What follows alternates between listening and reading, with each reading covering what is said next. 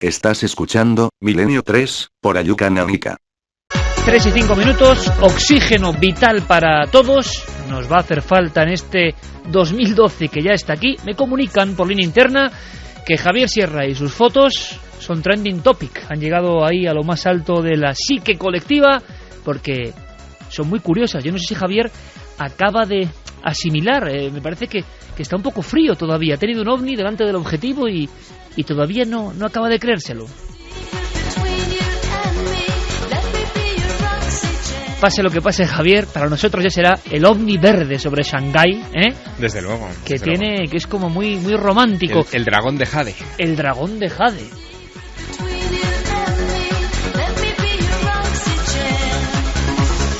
¿Por qué no nos vamos con mensajes rápidamente en esta especie de borrasca sobre China, de temas, de información, de datos, de cómo está el patio de un mundo hermético? Y ahora enseguida cambiamos el rumbo con otras cosas. Carmen, central informativa, mensajes. Pues vamos con algunos de esos mensajes, como el de Kini Moreira. Dice, está claro que dominarán el mundo, incluso dominan hasta la fabricación. Si os fijáis, casi todo está hecho en China, zapatos, aparatos electrónicos.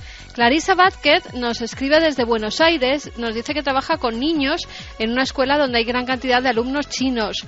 No es solo que nosotros no los conozcamos, ellos también son muy celosos de su cultura. Traté varias veces de que me contaran lo que hacían los sábados en la escuela china y nunca logré ni una sola palabra. Y hablo de niños de 7 años, se reprenden en chino entre ellos cuando alguno va a contar algo. Me llama mucho la atención. O sea, como guardianes de su propio secreto. Efectivamente. Y eso que son niños de 7 años, nos decía. Nos dice, lo que se refiere a Javier es similar a Twitter, pero el equivalente a Facebook, el Weibo que hablabas, no está en red, sino Renren. Respecto al acceso, es que nos lo encuentra un español que está en China, que nos escucha desde allí a través de Internet. Ah, qué bien. Y dice que tiene razón en el tema del bloqueo, aunque sus redes y sus programas, aplicaciones y redes sociales van muy rápido. Bueno, espero que el gobierno chino ahora no banee a Milenio 3 después de esto, pero gracias a todos los amigos de China, a esa chica muy en especial que se levantó en la conferencia de Javier y dijo que era seguidora del programa, que nos escuchará no sé cuándo ni cómo. Esto es como la física cuántica, el espacio y el tiempo empiezan ya a no importar, porque yo no sé cuándo nos escuchará, pero sé que lo hará. Así que gracias por estar ahí, desde ese mundo mágico que es China. Pues mira, Peri nos decía además que se trata de que con sus alternativas lleguen a creer que es básicamente lo mismo, sin echar de menos el resto de publicaciones que no ven. Respecto al acceso por proxy o VPN del que habláis para saltarnos la gran muralla de Internet, es mucho más común de lo que comentáis, y sobre todo en Pekín y otros núcleos como Shanghái o Shenzhen. Hay muchísimos usuarios en Facebook e incluso gente tuiteando, la gran muralla por de Internet. Curiosidad. Qué curioso término, ¿eh? La gran muralla de Internet, que se la saltan. Nos dice DGP, China si no domina el mundo en breve es porque no quieren, creo yo. Un país que trabajan como las enfermedades. Cuando te das cuenta tienes infectados los mercados. Diego Brito, ¿opinas sobre ese ovni fotografiado por Javier? El avión invisible estadounidense B-2 Spirit, que es un bombardero, tiene una forma muy similar. ¿Está ahí por Shanghái? Sí. Hombre, es un sitio que desde luego a los americanos les tiene que estar interesando en estos momentos, seguro. Pero quién sabe si a alguien más. Ismael Miguel dice, a mí me parece una cometa que se puede comprar a través de Internet con el nombre de Cometa Lightfly. Cometa Lightfly, Javier. Eso es. Bueno, de hecho, Guillermo León recibió también el vídeo de esta información que poníamos al principio del programa del mes de octubre, donde se habían visto y filmado algunas de estas cometas con luces LED para poder establecer las comparaciones, y desde luego no era comparable ni por tamaño, es decir, no existe algo con ese tamaño tan colosal como para verlo a la distancia a la que yo lo vi, ni tampoco por el tipo de reacción de las luces. En principio, esa teoría, que sería la más racional y la más inmediata, creo que no se aplica, o al menos no se aplica de manera convincente a este caso. Oye, ¿qué sentiste al darle al disparador? Pues mira, estaba más bien preocupado porque la cámara hiciera las fotos rápidamente, que la sensibilidad de 1600 ASA fuera suficiente para captar la imagen sin moverla demasiado, sin distorsionarla.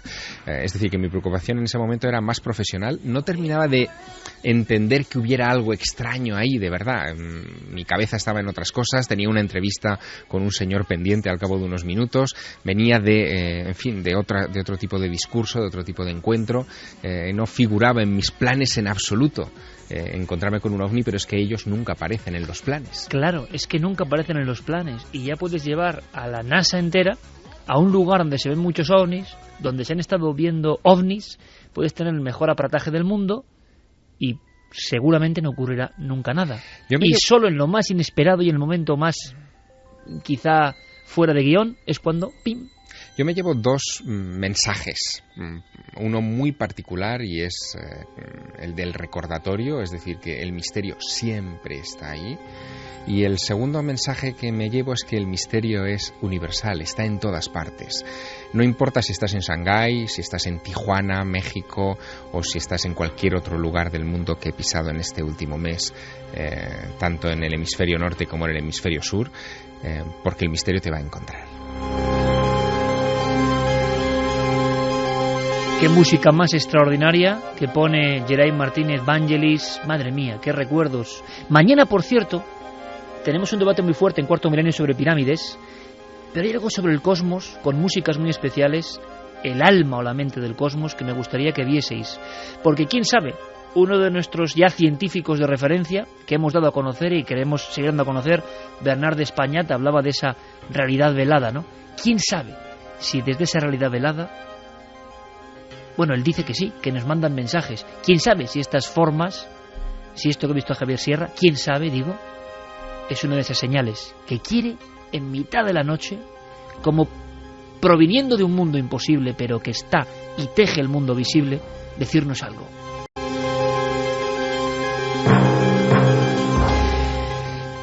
Después de los mensajes, después de la información de todos nuestros amigos, después de sus opiniones, que son muchas, y luego daremos más porque parece que ha habido un gran eco, el asunto de China es normal que muchísima gente lo vea con recelo, porque es cierto que el impacto tremendo a nivel de economías, por ejemplo, en muchos lugares de España, me estoy acordando de los zapateros de Elche o de tanta otra gente, ha sido traumático. O sea, ha habido en un principio, yo no sé cómo está el patio ahora, pero ha habido comunidades que era como si entrase un elefante en una cacharrería, y imagino que también eso está muy dentro. Pero ampliemos perspectiva y conozcamos un poco más, ¿no?, este gigante, porque vamos a tener que conocerlo sí o sí. Esa es la impresión que tenemos. Vamos ahora con otra historia, cambiamos de rumbo. Os prometíamos una dramatización y en este programa viajamos de China, ahí es nada, al siglo XVII, a España, porque seguramente muchos conozcáis algo. Se ha hablado en alguna ocasión en Milenio 3 del tema de la xenoglosia. En el fondo, quizá una facultad perdida del hombre, una facultad de la mente humana, quién sabe, la capacidad de sorpresa, decía Javier Sierra, en el propio cerebro también. A día de hoy, por lo que sabemos, Javier, los estudiosos del cerebro, a nivel fisiológico, no acaban de entender cómo las sustancias se convierten en pensamientos. No acaban de entenderlo. Por mucho que nos cuenten y que creamos saber las cosas, la realidad es que el cerebro sigue siendo tan desconocido, a pesar de que lo mapeemos y lo controlemos como con un satélite, como siempre. No sabemos el milagro de algo químico, biológico, que se convierte en pensamiento y conciencia con toda su complejidad. Quizá esta historia viene a colación, ocurrió en Villafranca de los Barros, Badajoz. Quizá esta historia sea un ejemplo, se podría ver así, no de algo diabólico o divino, sino de las extraordinarias capacidades de la mente humana desde siempre. Solo cuando las demostraciones son tremendas, acaban, imagino, en legajos. Y esta historia es una historia a la que Diego Marañón ha puesto final, porque no se conoce el final. Se conocen los hechos, no el final de una madre y una hija. Diego lo ha recreado, lo ha reinventado para todos vosotros, basándose en los documentos reales. Enigma histórico, expediente X español del siglo XVII. Y yo recuerdo con mucha emoción cuando se encontró un manuscrito que ponía hechos sobrenaturales en la pared, empotrado y escondido de la parte superior del archivo histórico de Villafranca de los Barros, en Badajoz. Porque yo acudí allí a encontrar el documento, y me leyeron el documento y fotografié el documento. El documento es una historia de novela, que con el equipo de producción de la cadena SER hemos querido que reviváis. Es otra de las dramatizaciones. Viajemos en el tiempo ahora. Facultades de la mente o algo más terrible. El hecho ocurrió así, y Diego simplemente ha podido poner ese punto final, esa posibilidad. Vamos a disfrutar. Vamos en busca del llamado expediente de Villafranca.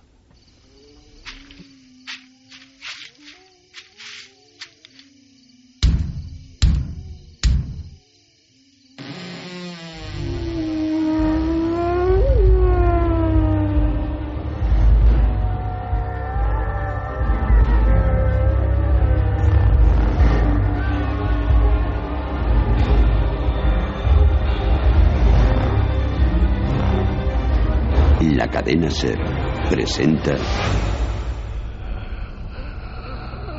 El manuscrito de Villafranca.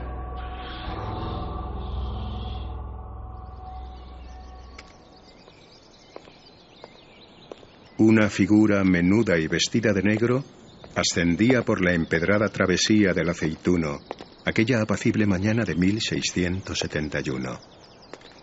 La herrumbrosa aldaba de la puerta de la capilla de Nuestra Señora de la Coronada se había templado a causa del intenso calor que azotaba al pequeño pueblo extremeño.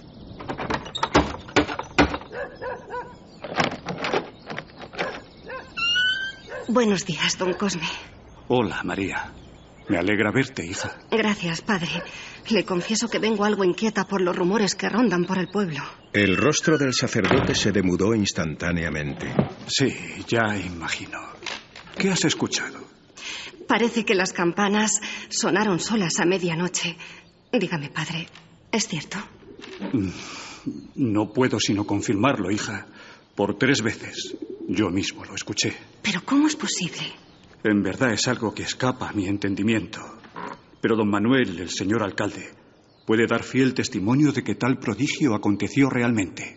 Él mismo, junto a don José, el alguacil, se encontraban en el exterior de la ermita cuando las 3 campanadas rasgaron el silencio de la noche. La mujer escuchaba ensimismada el relato del inexplicable suceso acontecido la noche antes. ¿Quizá algún intruso? No. Al sentir el alboroto me compuse de inmediato y junto a ellos y otros vecinos registramos la ermita palmo a palmo a la luz de unas velas. Que el Señor me lleve si no estaba cerrada conciencia. Nadie había dentro y no corría ni una brizna de aire fuera. Dime, María, ¿no alcanzaste tú a oírlo? Bien sabe Dios que no, padre. La niña ha estado inquieta últimamente y yo caí rendida al poco de anochecer. Pero dígame, ¿qué cree usted que augura este milagro? Lo ignoro, pero barrunto que nada bueno ha de traer. Dicen los viejos que el tañir de campanas malditas nunca ha sido cosa baladí. Habremos de confiar en la providencia entonces. En fin, padre, yo venía a solicitar su beneplácito para bautizar a la niña. Ah, así que ¿es eso lo que te ha traído aquí? Así es. Mi Antoñita tiene ya 3 meses y no quisiera dejar pasar más tiempo. La gente, ya sabe, empieza a murmurar. Y por lo que sé no les falta motivo. ¿No es así, María? ¿Qué quiere decir? Bien lo sabes. Lo mismo que el rumor del milagro ha llegado hasta tus oídos, a los míos han llegado otros no menos preocupantes. Padre, yo... No me andaré con rodeos. ¿Es cierto eso que dicen? ¿Que escuchaste llorar a la niña cuando aún la llevabas en tu vientre? ¿Por qué lo has mantenido en secreto hasta ahora? ¿Acaso desconoces que es un fúnebre presagio? Contesta, María. Sabes que te aprecio. Desde que murió Rodrigo solo ha sido mi intención ayudarte. La vida en Villafranca no es fácil para nadie. Como tampoco había de serlo en Olivenza para que decidierais asentaros aquí. Pero para una mujer viuda... ¿Cuál es mi culpa? ¿Qué se supone que he de hacer yo? Dígame, padre. Está bien. No penes, hija mía. Nada más lejos de mi intención que mostrarte el camino hasta las mazmorras del Santo Oficio en Toledo. Bien. Sea. Fijaremos la fecha del bautizo para el 1er domingo del mes próximo. Trae a tu pequeña y que su sonrisa nos ilumine, que falta nos ha de hacer. La mujer abandonó la ermita con cierto alivio al comprobar que contaba con el discreto apoyo de don Cosme. No en vano, los ecos de acusaciones ante el Tribunal de la Inquisición de Llerena y de los castigos que la institución aplicaba eran moneda habitual por aquellos parajes extremeños. María volvió sobre sus pasos hasta la casa de su primo, don José de Ribera Padua, médico del pueblo. El hombre había procurado cobijo a la joven y a la pequeña Antonia tras la prematura muerte de su marido. El día transcurrió con normalidad hasta que las tinieblas de la noche prepararon el camino a los malos augurios que sobrevolaban el pueblo.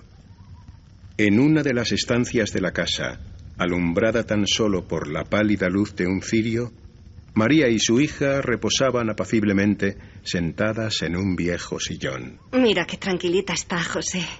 ¿No se te figura que cada vez se parece más a madre?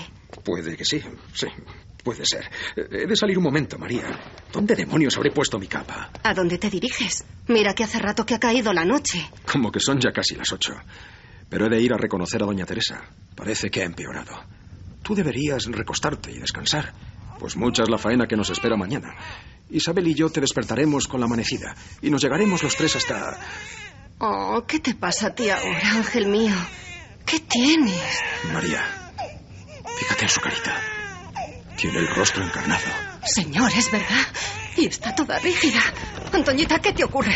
¿Por qué te agitas de ese modo? ¡Antonia! La pequeña movía con violencia sus extremidades en todas direcciones ante los atónitos ojos de sus familiares. El terror, sin embargo, no apareció hasta que la niña, con lentitud, comenzó a erguir su cabeza, a estirarse en un movimiento del todo antinatural. José, ¿qué le pasa? ¿Qué diablos le pasa a mi hija? ¡Déjala! ¡Suéltala ahí! ¡Suéltala, te he dicho! Acto seguido, como por instinto, los 2 adultos se alejaron de la mesa de madera. Sobre ella, mirándolos fijamente, estaba la niña con sus 2 ojos muy abiertos y la boca esbozando una risa que helaba la sangre. Poco a poco se colocó a gatas, intentando ponerse de pie.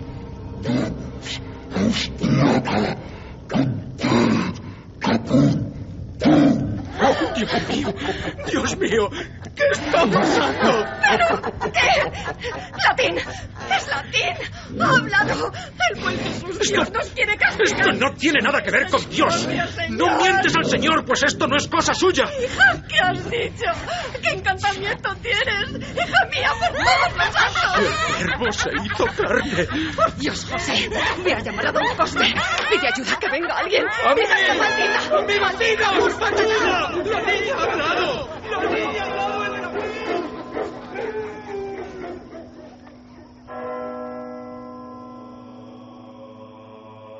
Antonia Batista, de 3 meses de edad, continuó forcejeando con movimientos antinaturales durante varios minutos, tal y como se recoge en el informe redactado por las autoridades. Fueron muchos los testigos que llegaron a tiempo para comprobar cómo la pequeña se agitaba. Su carita se había transmutado súbitamente en una mueca llena de ira. Tras aquellos instantes de tensión y desconcierto, fue apaciguándose hasta que recuperó su tranquilidad habitual.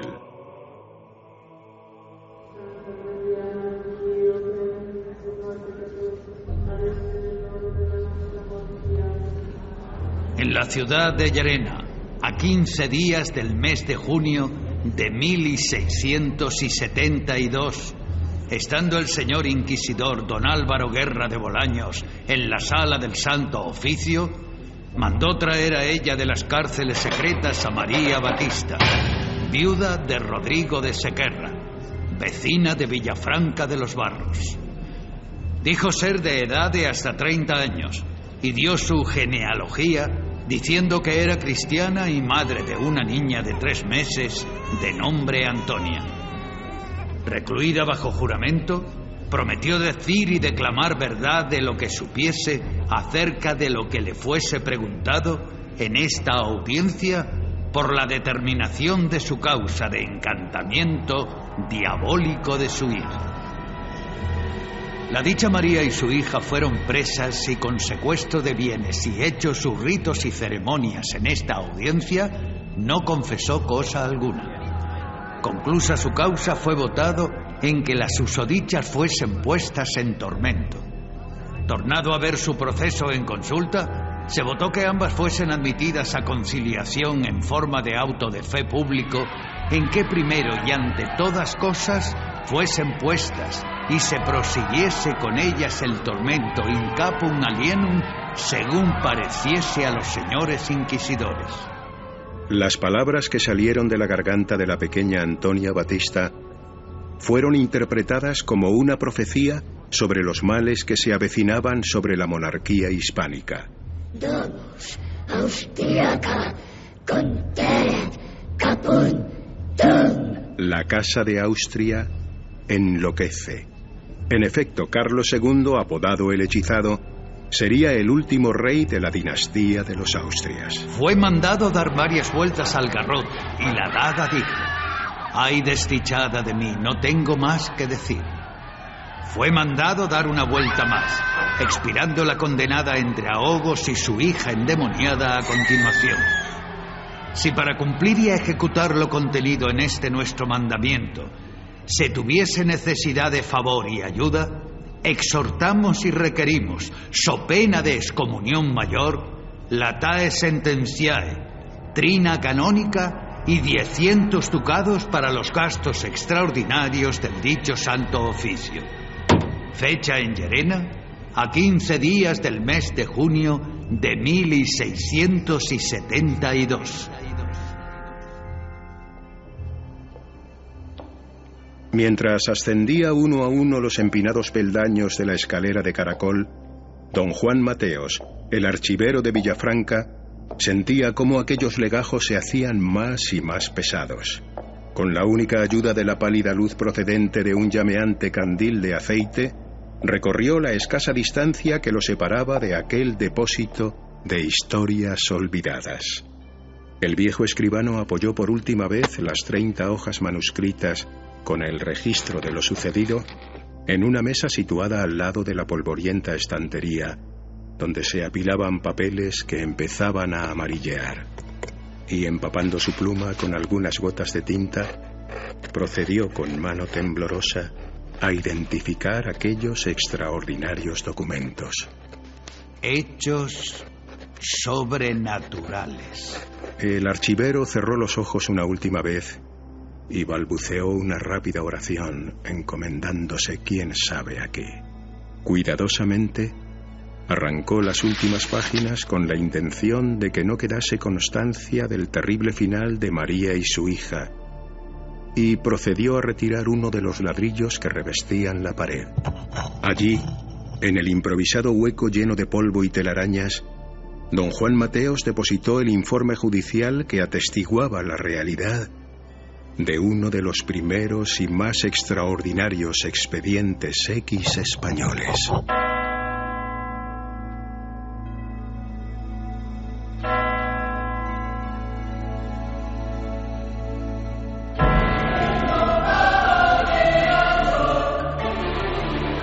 Una historia real, un expediente X español, quizá uno de los primeros. Yo encontré también ese documento, 1999. Las archiveras lo rescataron de ese emparedamiento. ¿Por qué? Faltaban las últimas páginas.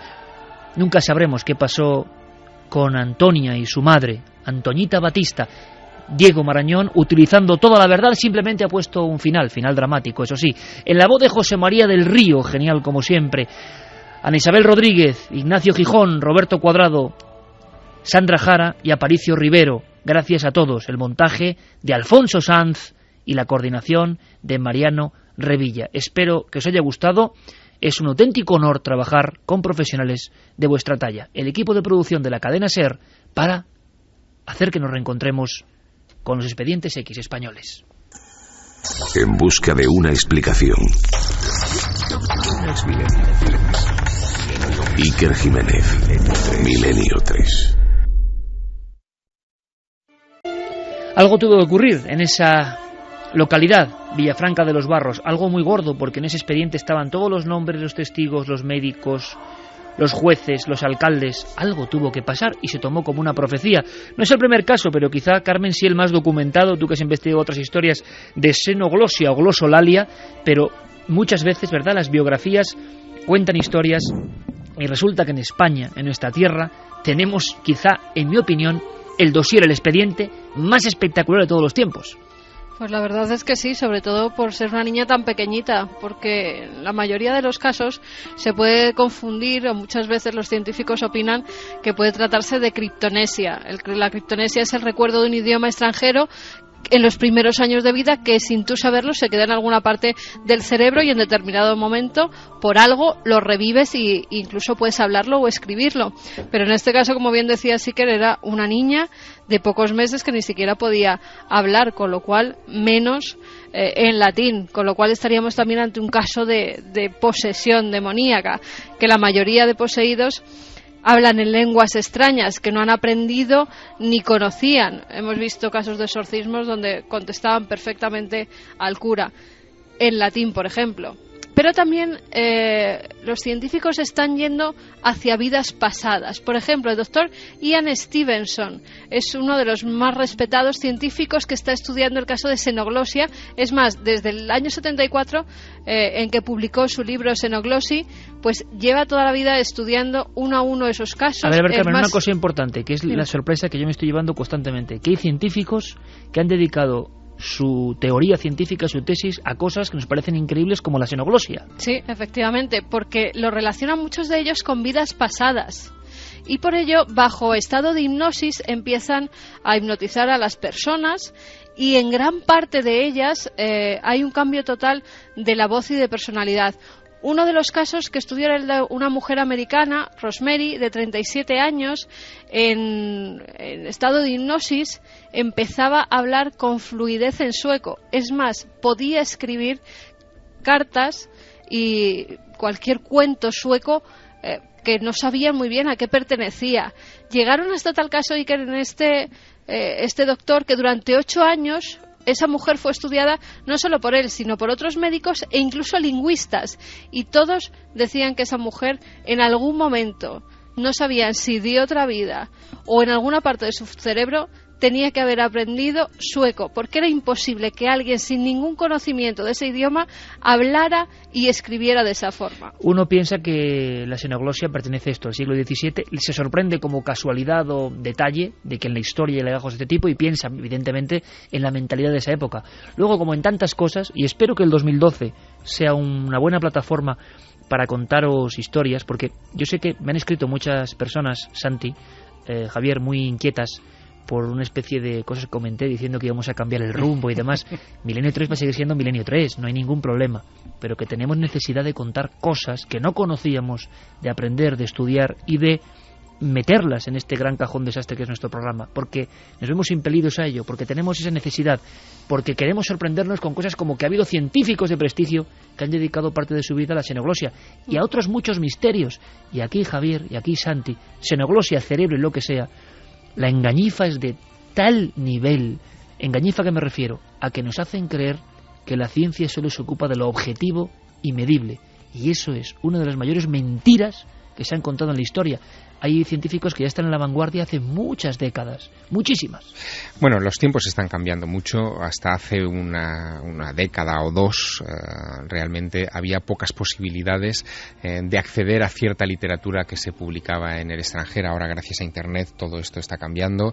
También hablamos más idiomas que los que se hablaban antes y, por lo tanto, accedemos a informaciones que nos cambian la perspectiva. Y yo creo que sí que es una buena idea, un buen punto de partida para el 2012, que ya hemos dado de alguna manera el paso esta noche, quitarnos esa visión europeocentrista, empezar a ver qué se está haciendo en otras latitudes y aprender y fascinarnos con ello. Porque además ese antropocentrismo muy occidental e incluso muy de la mentalidad científica mediocre, no hablo de la ciencia en general que es amplísima, sino de la ciencia reduccionista al máximo, es decir, la que dice que o se toca o no es verdad, que es una cosa inconcebible para científicos de gran nivel mundial, la sensación de que ha habido un gran embudo y que solo nos llegan ciertas informaciones. Por ejemplo, hay del científico que se meta en estos temas, ¿no? Claro, en España, pero en el resto del mundo no, aunque ese será otro tema del que hablaremos y del que daremos luz. Ahí, revisando los libros que tengo sobre xenoglosia, sobre el hablar lenguas extrañas, he encontrado un documento de la Sociedad para la Investigación Psíquica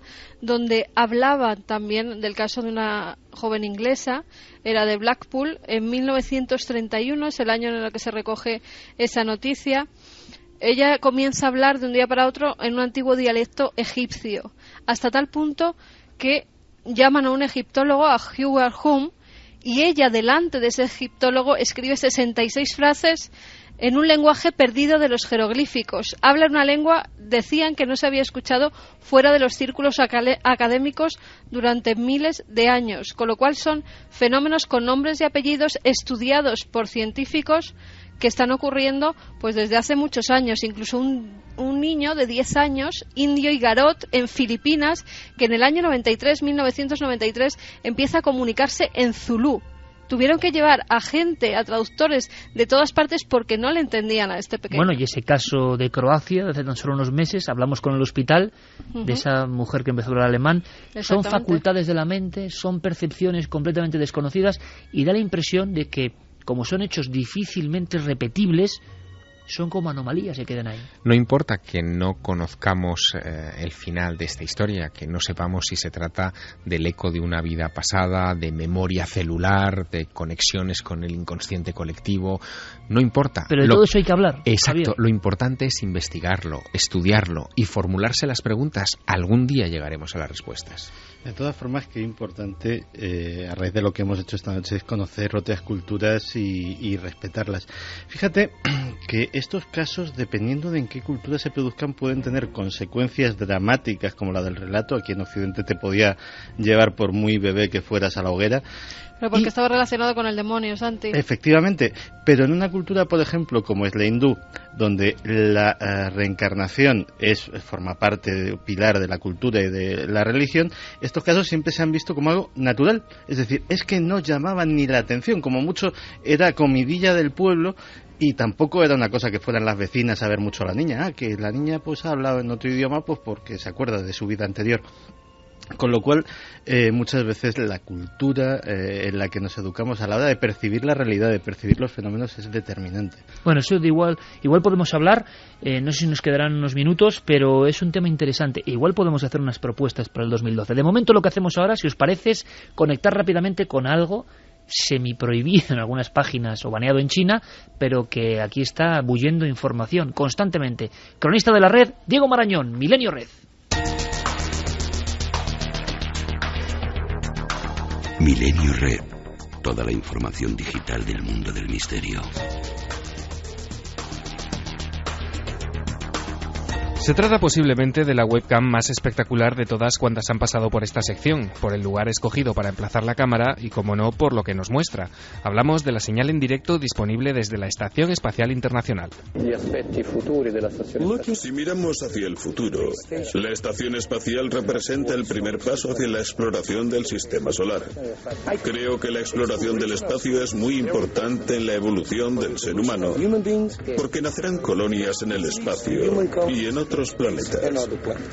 La experiencia visual incluye planos del interior cuando la tripulación se encuentra trabajando y sobrecogedoras vistas de la Tierra en otros momentos. El vídeo se acompaña de las conversaciones en audio entre los astronautas y el control de la misión. Dado que la estación completa una vuelta a la Tierra cada hora y media, podemos ser testigos privilegiados de un amanecer y un ocaso cada 45 minutos. Y cuando la imagen aparece en total oscuridad, la webcam puede regalarnos algunas vistas espectaculares de la iluminación nocturna de la Tierra. Y todo a un simple clic de ratón. Es probable que alguna vez hayáis oído hablar sobre la teoría de los 6 grados de separación. Mediante esta formulación se supone que todos los habitantes de la Tierra estamos conectados unos con otros a través de una cadena que no supera los 5 intermediarios. Pues bien, ahora parece que con las nuevas tecnologías ese margen se ha estrechado considerablemente y cualquier usuario de Facebook solo necesitaría dar 4 pasos para contactar con otro, aunque viva en sus antípodas. Así lo asegura la Universidad de Milán, que a través de un estudio ha elaborado un informe que analiza las relaciones de 721 millones de usuarios de esta red social. La investigación revela que la distancia media entre dos de ellos es de 4,47 grados, pero es que si además reducimos el foco al ámbito nacional, el cerco se estrecha hasta los 3 pasos, como ocurre en Estados Unidos, Suecia o Italia, según cuenta el informe. Desde ayer puede verse en Madrid la exposición NASA, la aventura del espacio, una muestra que repasa los 50 años de la exploración espacial a través de piezas reales y réplicas de las naves que han protagonizado la conquista del cosmos. Un pequeño paso para el hombre, un gran salto para la humanidad. Ve lo que vieron sus ojos, siente lo que ellos sintieron. Más de 300 piezas originales y 2.500 metros de historia. Una exposición única en el mundo. La carrera espacial te espera. La exposición estará 6 meses en Madrid y en ella podrá verse desde un motor del cohete Titán a trajes espaciales, pasando por los paquetes de comida deshidratada que suelen comer los astronautas cuando están en órbita. La conquista de la Luna ocupa buena parte de esta exposición, pero también hay un lugar dedicado a los transbordadores espaciales, donde podremos acercarnos a una copia exacta de la cabina del Atlantis. En la web de la muestra podéis encontrar toda la información necesaria para disfrutar plenamente de ella, además de guías educativas y material de apoyo didáctico.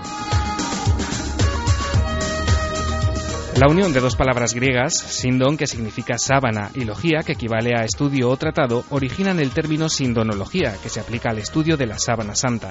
El Centro Español de Sindonología es una asociación cultural de carácter civil, fundada en 1987, con sede en Valencia y dirigida en la actualidad por el profesor Jorge Manuel Rodríguez. Y de repente pues se encuentra con que es en el negativo fotográfico donde, al invertir el claro oscuro, cosa que es normal en todo negativo, el rostro y el cuerpo completo adquieren un absoluto realismo.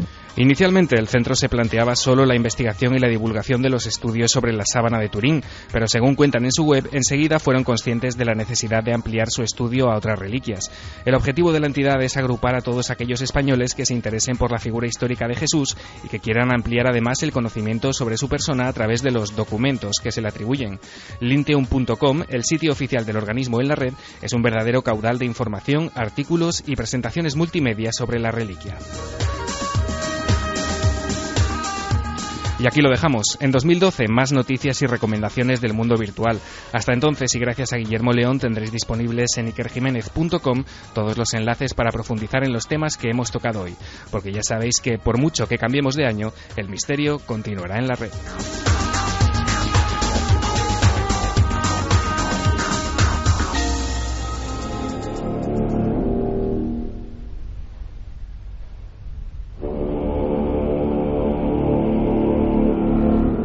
Y de nuevo conectamos con los casos clásicos. Nuestros oyentes, o sea, vosotros, siempre sois un auténtico archivo de información. Siempre nos llegan nuevas cosas, algunas además tan llamativas que en ese marchamo que podría parecer absurdo desde fuera, representan su auténtica verdad, su hondura. Están llegándonos descripciones, elementos, testimonios, y vamos acumulándolos para luego poder saber algo más. Es una historia, de nuevo, y es curioso, hemos recogido varias, de cuarteles. Carlos Largo, compañero, buenas noches. Buenas noches, Iker. Cuéntanos. Pues como decías, es nuevamente una historia de un viejo cuartel, y de nuevo viajamos hasta Canarias, concretamente a Tacoronte, al norte de Tenerife. Allí, en el año 87, nuestro amigo, nuestro oyente Samuel, vivía con su familia, como decíamos, en una pequeña casi fortificación, en este pequeño acuartelamiento, y bueno, pues que tenía su patio central, sus pasillos, sus viviendas, y como decíamos, en una de ellas pues residía con sus hermanas, con su madre y con su padre. Se trasladaron allí porque, bueno, pues destinaron a su padre para trabajar en aquel lugar, y al principio pues estaban todos muy contentos con la nueva vivienda. Pero sin embargo, esa nueva vivienda muy pronto se convirtió en un lugar terrible. ¿Por qué? Porque pronto empezaron a escuchar ruidos, pasos, puertas que se abrían solas y, bueno, pues más fenómenos que vamos a dejar que él mismo nos relate. Fueron pasando a otras cosas, o sea, estar sentado en el salón de casa viendo la tele y ver una sombra que atraviesa de la cocina al baño. Cada vez era como más visible que algo pasaba del baño a la cocina. Y luego por las noches, pues esto de estar durmiendo y escuchar en el salón de casa como alguien hablando o alguien susurrando, días en los que ibas a abrir una puerta y cuando cogías el picaporte notabas que había una mano en el picaporte de la puerta, cosas que luego le pasaban a mi madre, de estar cocinando en la cocina y escuchar, pues, o sea, en la ventana que daba hacia unos huertos, hacia unos campos, escuchar como un niño jugando, riéndose, mirar y no ver a nadie.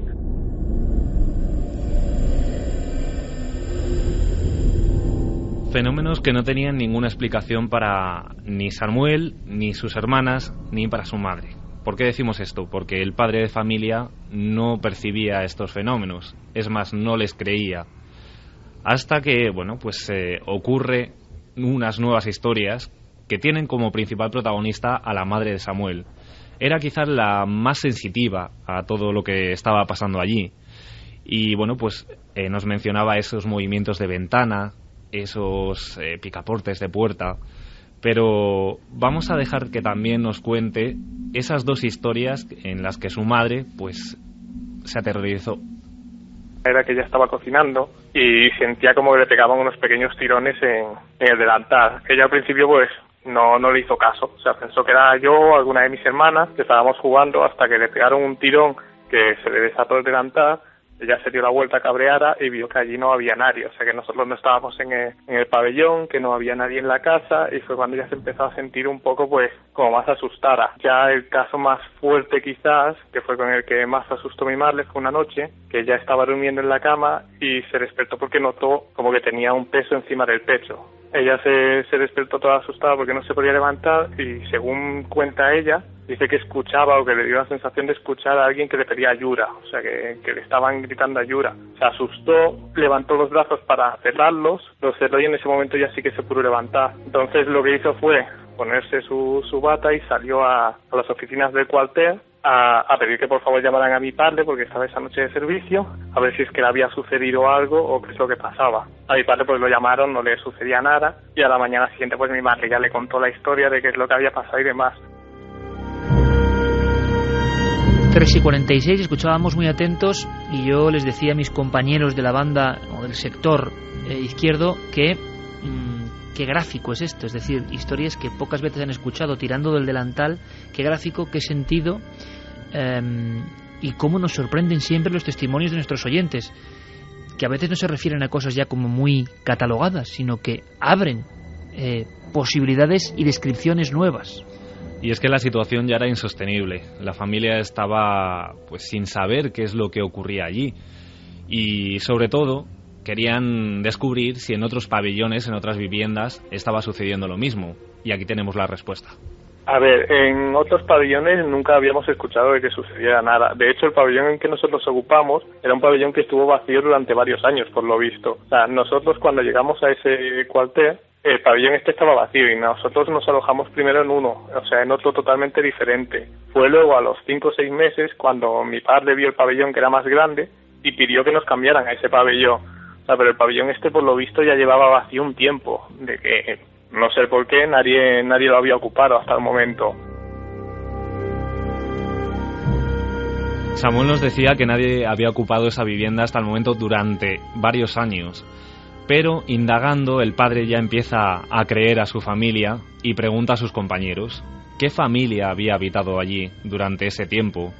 Y bueno, lo cierto es que encontraron relación entre la realidad y los fenómenos paranormales que ellos mismos estaban viviendo. Y preguntando, pues al final sí que dieron aunque se ve que hacía unos años, antes de que nosotros viviéramos allí, había vivido otro matrimonio y tenían un hijo que estaba bastante enfermo. O sea, lo tenían terminado. Se ve que lo tuvieron un tiempo en el hospital, pero al final los padres decidieron llevárselo al cuartel. Y por lo que le contaron a mi padre, lo poco que sabían es que el niño sí que tenía la costumbre de estar siempre asomado a la ventana viendo cómo jugaban los otros niños. O sea, él nunca salía a la calle, nunca salía al patio y siempre estaba asomado a la ventana. Y luego a mi madre le dijeron que también este niño tenía la costumbre de cuando su madre cocinaba, siempre estaba muy encima de su madre, y cuando su madre estaba en la cocina cocinando, pues él estaba allí jugando y haciendo sus cosas mientras ella estaba por allí para estar cerca de ella. Que la cosa es que luego deformaron el cuartel, que nos echaron durante un par de meses mientras hacían las reformas, y al regresar de las reformas ya nunca más sucedió nada. Carlos, compañero, muchas gracias. Hasta la próxima. Los oyentes, como suministradores de historias que están ahí, que tienen confianza para contarlas, que saben que por supuesto les creemos en lo que cuentan, y da la impresión, y también hila esto con lo que a veces la ciencia está vislumbrando, no lo sé, la posibilidad de que haya muchos mundos interconectados, muchos espacios y tiempos interconectados, muchas sensaciones de viñetas de otras historias que siguen desarrollándose.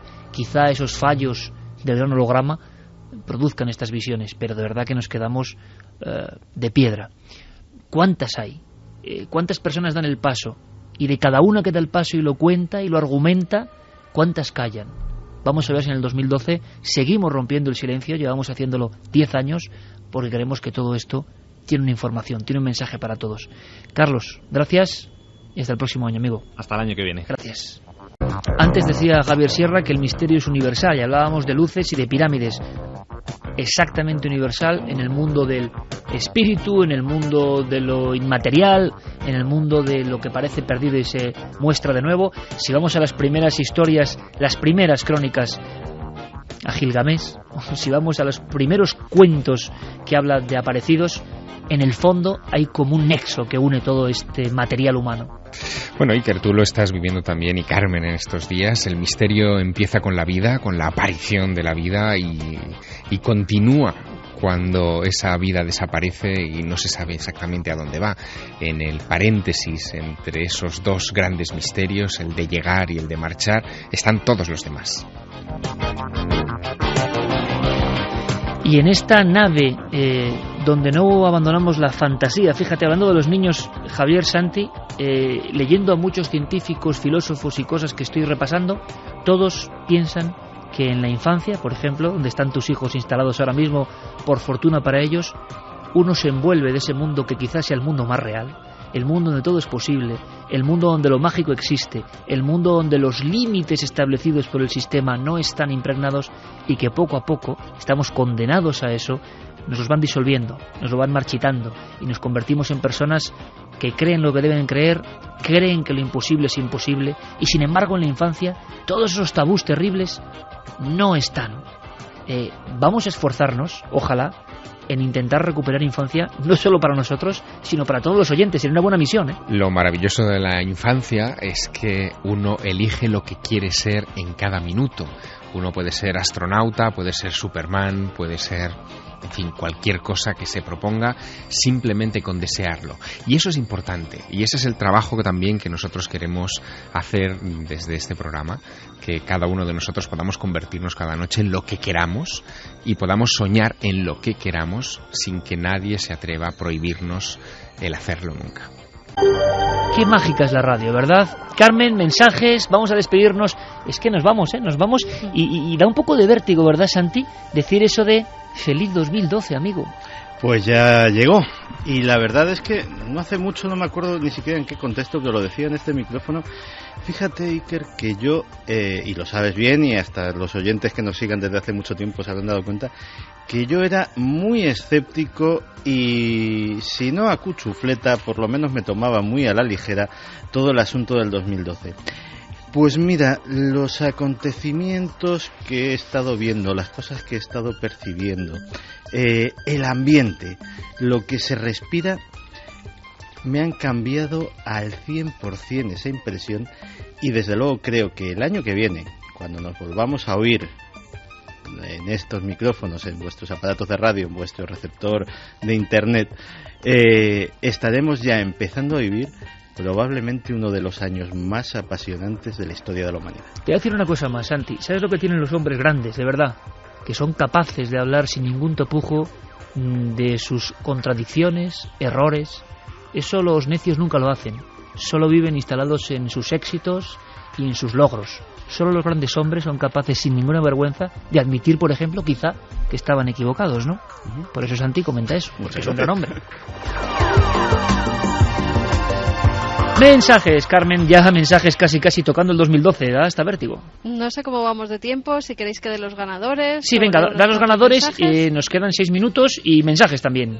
Bueno, vamos a dar primero los ganadores. Carlos de Las Palmas, que decía: buenas noches, milenarios, historia aterradora, tengo los pelos de punta y encima ha entrado mi perro de golpe en la habitación y he saltado de la silla del susto.